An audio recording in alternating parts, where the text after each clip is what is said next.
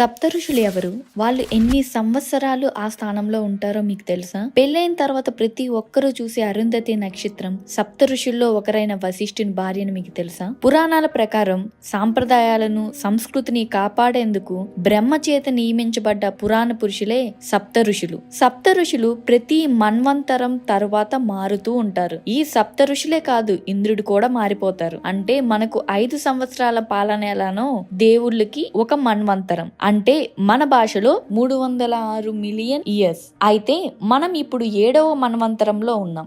ఇప్పుడు మన సప్త ఋషులు కశ్యపుడు, ఆత్రి, భరద్వాజుడు, విశ్వామిత్రుడు, గౌతముడు, వశిష్ఠుడు, జమతాగ్ని. ఈ సప్త ఋషులను ఎప్పుడూ ఆకాశంలో నక్షత్రాల రూపంలో మనం చూడవచ్చు. కానీ ఎవరు అయితే మరణానికి చేరువలో ఉంటారో వాళ్ళు ఈ నక్షత్రాన్ని చూడలేరని అంటూ ఉంటారు. ఓం నమః శివాయ.